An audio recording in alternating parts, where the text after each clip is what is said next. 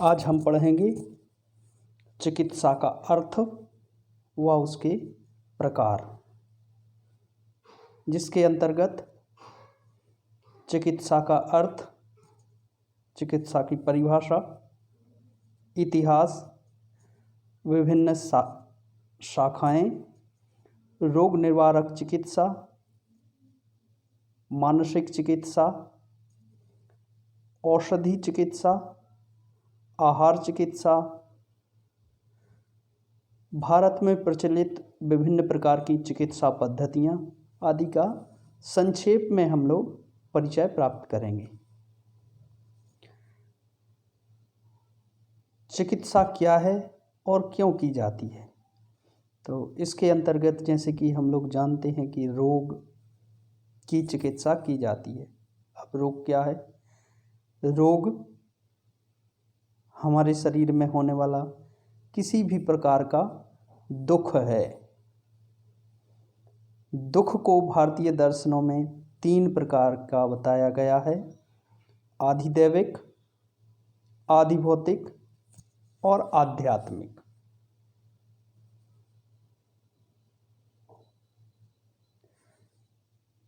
तो इनसे निवृत्ति कैसे हो सकती है?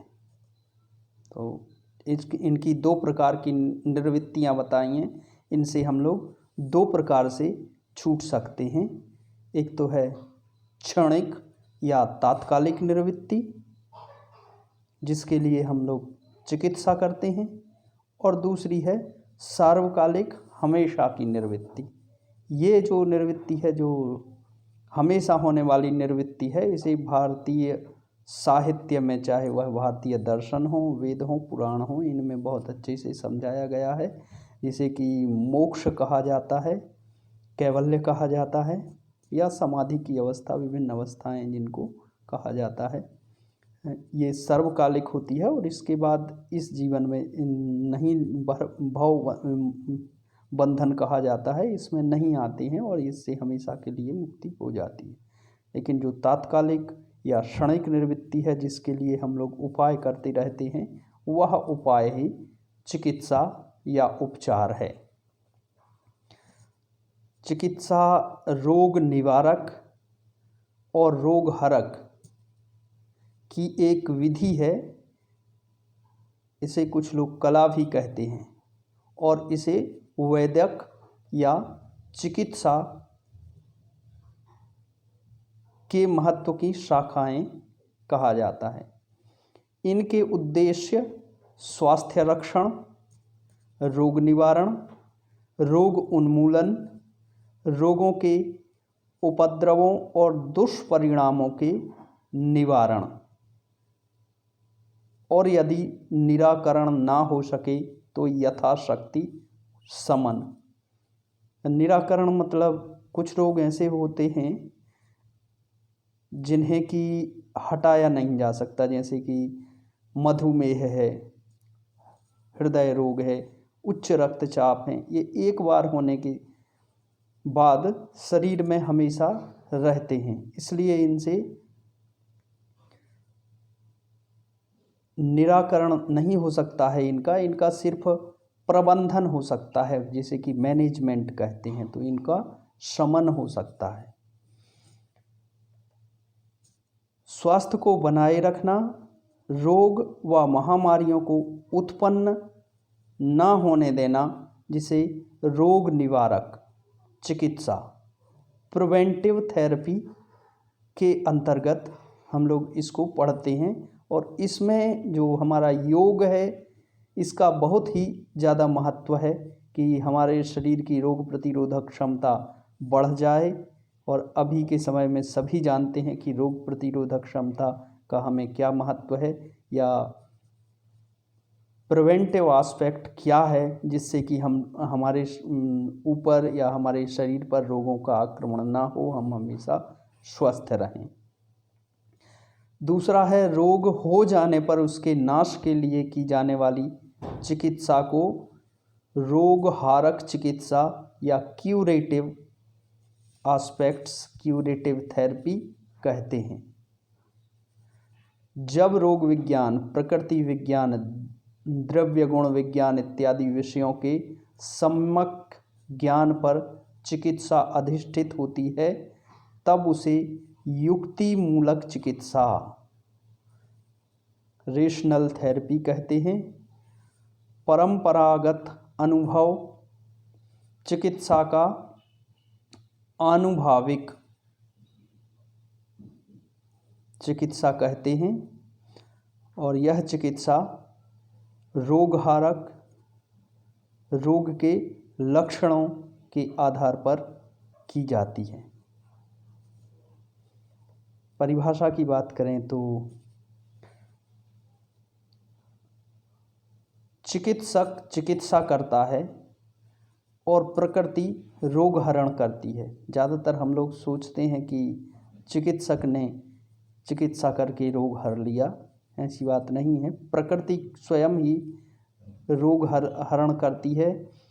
रोगों से बचने की रोगियों में ही शक्ति होती है, जिससे दवा ना करने पर भी बहुत सारे रोगी निरोग हो जाते हैं। अब चिकित्सा कैसी होनी चाहिए, तो इसकी चर्चा करते हुए कहा गया है कि ऐसी चिकित्सा होनी चाहिए कि वह रोग हरण की शक्तियों में कोई बाधा ना डाले, वरन उसमें सहयोग दे। इसके लिए चिकित्सा कर्म में अत्यंत व्यग्रता नहीं करनी चाहिए और ना ही रोगियों को सिर्फ नैसर्गिक शक्ति के भरोसे छोड़ना चाहिए या उत्साहहीन चिकित्सा नहीं करनी चाहिए।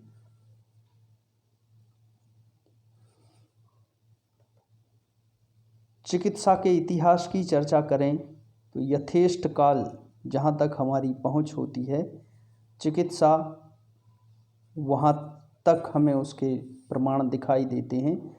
चिकित्सा केवल रोगों को दूर करने वालों उपचारों की संग्रहित विद्या थी।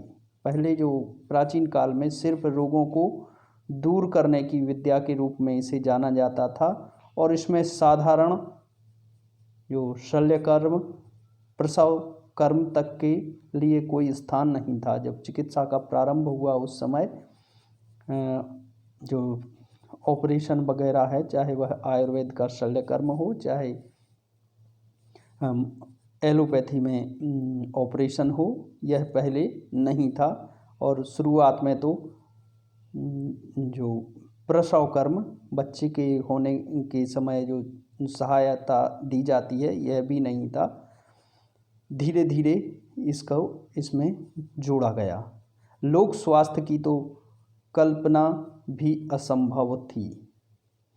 चिकित्सा में परिवर्तन बुद्ध से के समय से थोड़ा सा पहले भारत की देवोदास सुश्रुत परंपरा द्वारा किया गया। इसमें औषधियों के प्रयोग के साथ शव का छेदन करके प्राप्त ज्ञान का उपयोग किया जाने लगा, और दोनों प्रकार की चिकित्साओं को एक ही पंक्ति में रखा गया। चिकित्सा का इस परंपरा के प्रख्यात चिकित्सकों में बुद्धकालीन जीवक का नाम उल्लेखनीय है, जिसमें शल्य कर्म और वैदक को समान महत्व देकर उन्हें पूर्णतः समकक्ष बनाया। इसके पश्चात अनेक भारतीय इतर देशों में भी शल्य कर्म को चिकित्सा का अभिन्न अंग बनाना आरंभ किया गया। इसी प्रसंग में प्रसव कर्म की भी चिकित्सा के भीतर आया। ईसा पूर्व 460 वर्ष के पश्चात विख्यात चिकित्सक हिप्पाक्रेटिस हुए, जिन्होंने चिकित्सा को धर्मनिरपेक्ष तथा पर्यवेक्षणान्वेषणमुखी व्यापक व्यवसाय बनाया। मिस्र का सिकंदरिया नामक नगर उस समय इस विद्या का केंद्र हुआ करता था, और यहाँ इस परंपरा को 200 वर्षों तक आश्रय मिला, किंतु इसके बाद यहाँ से यह लुप्त हो गई और ईसा पश्चात 400 ईस्वी तक धर्मांधता के प्रभाव के कारण वैज्ञानिक चिकित्सा का विस्तार बिल्कुल नगण्य हो गया। किंतु यूरोप के पुनर्जागरण पर विज्ञान की चतुर्विधिक वृद्धि होने लगी, जिससे कि चिकित्सा का विकास और विभिन्नताएं होती लगीं।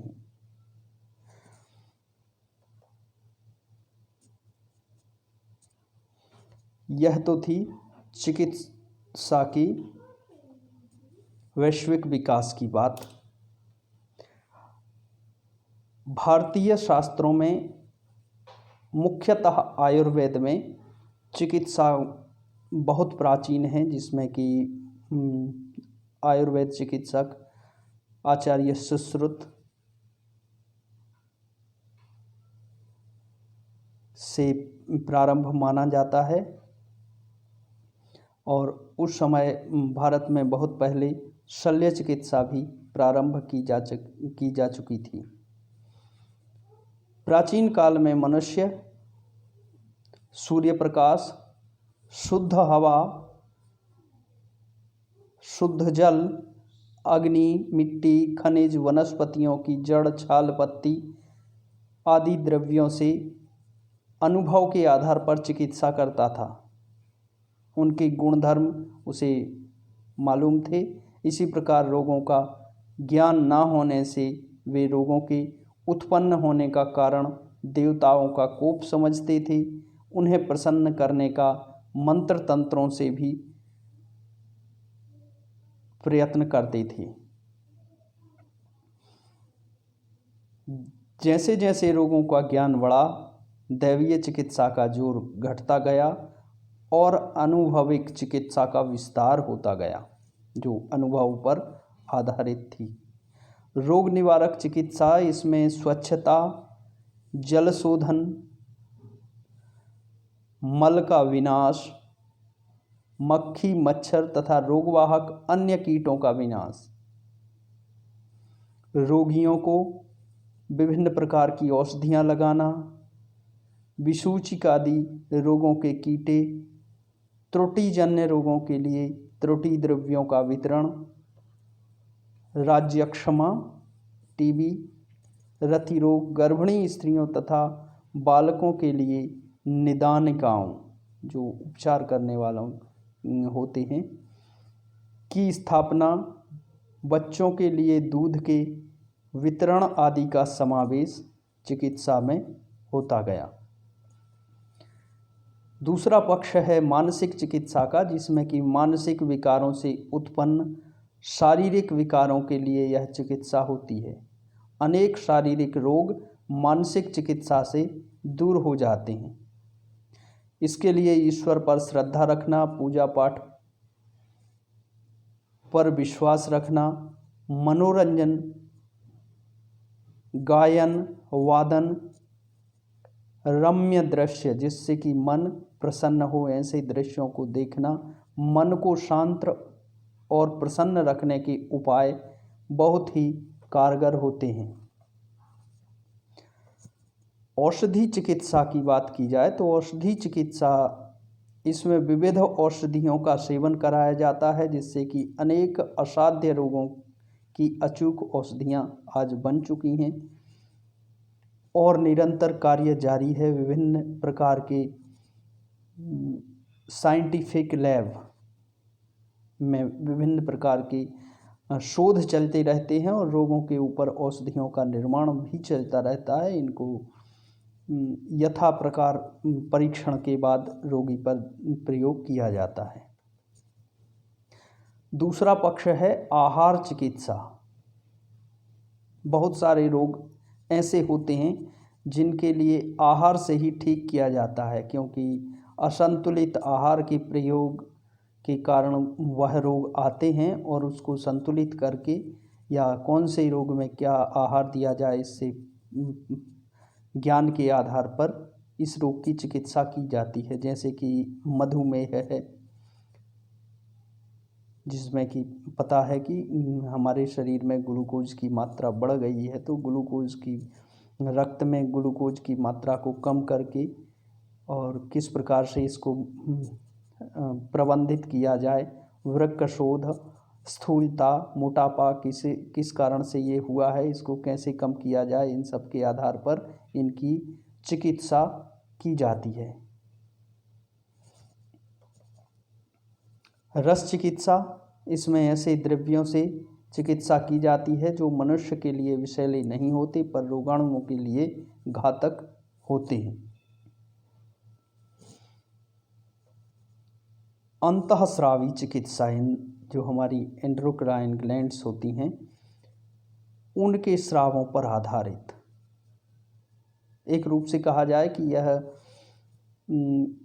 एलोपैथिक चिकित्सा के ही प्रकार हैं, तो अतिशयोक्ति नहीं होगी। अंतःस्रावी ग्रंथियों के स्रावों में जब असंतुलन आ जाता है तो उन स्रावों से संबंधित, जैसे हार्मोन को दिया जाता है, जैसे कि थायराइड के स्राव में कमी या अधिकता होने पर हाइपर या हाइपोथाइमस हो जाता है और उसके लिए आयोडीन से संबंधित कुछ औषधियाँ दी जाती हैं और उनको नित्य प्रयोग से वह प्रबंधित हो जाती है। ऐसे ही मधुमेह का उदाहरण ले लें, इंसुलिन नामक हार्मोन की शरीर में कमी होती है और फिर उस समय इंजेक्शन या टैबलेट के द्वारा हमारे शरीर में इंसुलिन दे दिया जाता है, जिससे कि वह रोग का शमन होता है या प्रबंधित हो जाता है। जीव चिकित्सा, इसको तो आज के समय में बहुत ज़्यादा जाना जाता है, जो दूसरे रोगों से, दूसरे प्रकार के बैक्टीरिया, सीरम आदि से ये रोग फैलते हैं। बैक्टीरिया या वायरस का जब हमारे शरीर पर आक्रमण होता है तो फिर हम अस्वस्थ हो जाते हैं। इनसे के बचाव के लिए इनसे दो प्रकार से, या तो इनसे बचा जा सके या रोग प्रतिरोधक क्षमता बढ़ाई जाए। तो रोग प्रतिरोधक क्षमता को विकसित करने के लिए हमारे शरीर में बहुत अच्छा जैव चिकित्सा या बायोथेरेपी का उपयोग किया जाता है, जिससे कि उसी रोग के एंटीबॉडीज़ हमारे शरीर में विकसित किए जाते हैं एक वैक्सीन देकर, और इसे बायो चिकित्सा या जीव बायोथेरेपी के नाम से जाना जाता है। ऐसे ही भारत में कुछ अन्य चिकित्सा पद्धतियाँ प्रचलित हैं, जिनमें से मुख्य है आयुर्वेद चिकित्सा पद्धति, जिसे कि हम जान ही चुके हैं। होम्योपैथिक चिकित्सा पद्धति भारतीय ना होने के कारण भी यह भारतीय है, और इन सब चिकित्सा पद्धतियों को वैकल्पिक चिकित्सा पद्धतियाँ कहा जाता है, क्योंकि मुख्य चिकित्सा पद्धति की स्थान है जो वो एलोपैथी ने ले लिया है। और वैकल्पिक चिकित्सा पद्धतियों के लिए सबसे ज़्यादा ध्यान रखने योग्य बात ये है कि रोग की प्रचुरता एक्यूट होने पर, बहुत ज़्यादा होने पर पहले एलोपैथिक चिकित्सा का उपयोग करना चाहिए। चुंबक चिकित्सा, एक्यूप्रेशर, रेकी और आयुर्वेद के साथ साथ मुख्य है यूनानी, योग चिकित्सा, प्राकृतिक चिकित्सा, प्राचीन शल्य चिकित्सा, यह आयुर्वेद का ही एक प्रकार है, और सिद्धा। तो इस प्रकार की चिकित्सा, ये वैकल्पिक चिकित्सा पद्धतियाँ भारत में आज के समय में प्रचलित हैं। साथ ही कुछ चिकित्सा पद्धतियाँ की हम चर्चा करेंगे जिन्हें मुख्य चिकित्सा पद्धतियों के रूप में जाना जाता है। भारत में इस समय यह 4 या 5 कहा जा सकता है मुख्य चिकित्सा पद्धतियां हैं। इनमें एलोपैथिक, होम्योपैथिक, आयुर्वेदिक और यूनानी, ये आजकल मुख्य रूप से मानी जाती हैं। मुख्य रूप से कहने का मतलब ये नहीं कि इनके अलावा दूसरी चिकित्सा पद्धतियां जो हैं वह लाभकारी नहीं हैं। ज़्यादातर जो भारत सरकार है वो इनको प्रमाणित करती है और साथ ही इनका अध्ययन अध्यापन इसके साथ प्राकृतिक चिकित्सा, योग चिकित्सा, सिद्धा चिकित्सा ये भी चलती हैं। एलोपैथिक ब्रिटिश राज्यकाल में शासकों के प्रोत्साहन पाने के कारण इनकी जड़ें इस हमारे देश में जमी और पनपी। आज स्वतंत्र भारत में भी इस पद्धति को मान्यता प्राप्त है और इसके अध्यापन और अन्वेषण के लिए अनेक महाविद्यालय और अन्वेषण संस्थाएं खुली हुई हैं। प्रतिवर्ष हजारों डॉक्टर इन संस्थाओं से निकलकर इन पद्धतियों द्वारा चिकित्सा कार्य करते हैं। देश भर में इस चिकित्सा पद्धति से चिकित्सा पाने के लिए अस्पताल खुले हैं, उनसे व्यवस्थाएं की गई हैं। उच्च कोटि के चिकित्सक इसमें काम करते हैं। होम्योपैथिक चिकित्सा पद्धति यह चिकित्सा के समरूपता के सिद्धांत पर आधारित है। इसके अनुसार औषधियाँ उन रोगों से मिलते जुलते रोग दूर कर सकती हैं जिन्हें वे उत्पन्न कर सकती हैं। औषधियों की रोगहर शक्ति जिससे उत्पन्न हो सकने वाले लक्षणों पर निर्भर है, जिन्हें रोग के लक्षणों के समान किंतु उनसे प्रबल होना चाहिए। अतः रोग अत्यंत निश्चयपूर्वक जड़ से अविलंब और सदा के लिए नष्ट और समाप्त उसी औषधि से हो सकते हैं जो मानव शरीर में रोग के लक्षण से प्रबल और लक्षणों से अत्यंत मिलते जुलते सभी लक्षण उत्पन्न कर सकें। इसके भी अध्ययन के लिए आज अनेक संस्थाएं देश भर में खुल गई हैं, प्रशिक्षण दिया जाता है। अंग्रेजी शासन काल में यह राजमान्य पद्धति नहीं थी, किंतु इसे भी राष्ट्रीय मान्यता प्राप्त हो गई है। आयुर्वेदिक चिकित्सा पद्धति, आयुर्वेद नाम का अर्थ है जीवन से संबंधित। आयु का वेद, जो आयु का ज्ञान करवाता है वह आयुर्वेद है। आयुर्वेद भारतीय आयुर्विज्ञान है। आयुर्विज्ञान चिकित्सा विज्ञान की वह शाखा है जिससे का संबंध मानव शरीर को निरोग रखने या रोग हो जाने पर रोग से मुक्ति दिलवाने या फिर उसका शमन करने, साथ ही आयु बढ़ाने के उपाय बताता है। जैसा कि आयुर्वेद के एक आचार्य चरक ने कहा है, हिताहितम सुखम दुःखम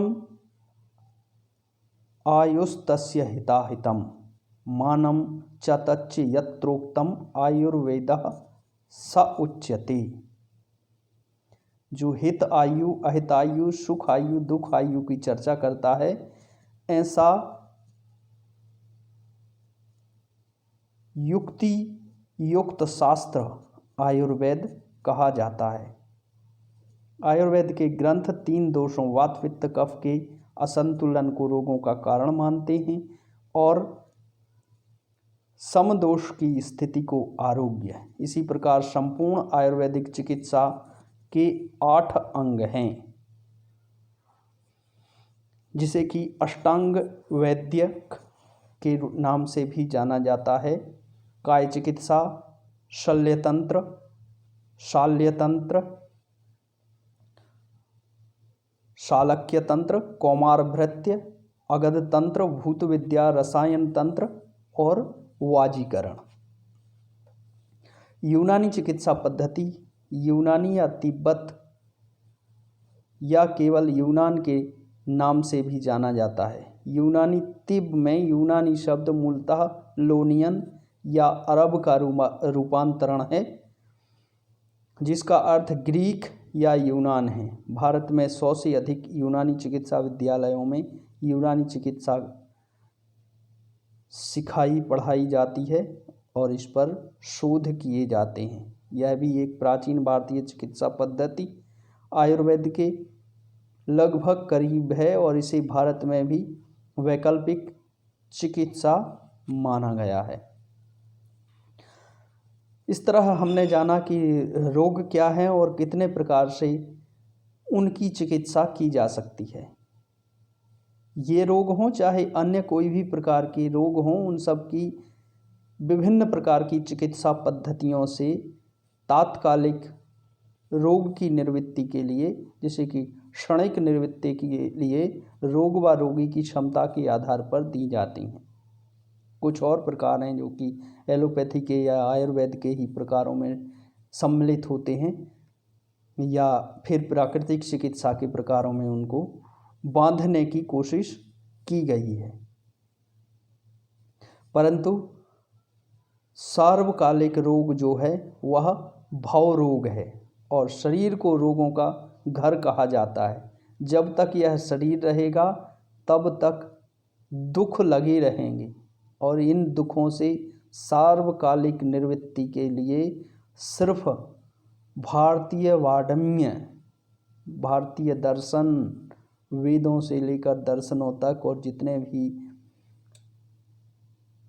चाहे वह नास्तिक दर्शन हो चाहे वह आस्तिक दर्शन हो, वह इन्हीं दुखों से निवृत्ति के लिए कार्य करते हैं और मोक्ष प्राप्ति कराना इनका अंतिम लक्ष्य माना जाता है। और इसीलिए धीरे धीरे इनमें क्लिष्टता आती गई, समझने में कठिन हो जाते हैं, लेकिन आचार्य तुलसीदास जी ने इसे बहुत ही सरल भाषा में समझाया है। भव भेषज रघुनाथ यश। भव जो जीवन मुक्ति का रोग है, इसकी सबसे सरल चिकित्सा भगवान का भजन करना है और उससे मुक्ति पाने का वह उपाय है। तो चिकित्सा को समझने के, उसके प्रकारों को समझने के बाद आज का हमारा व्याख्यान यहीं समाप्त होता है। नमस्कार।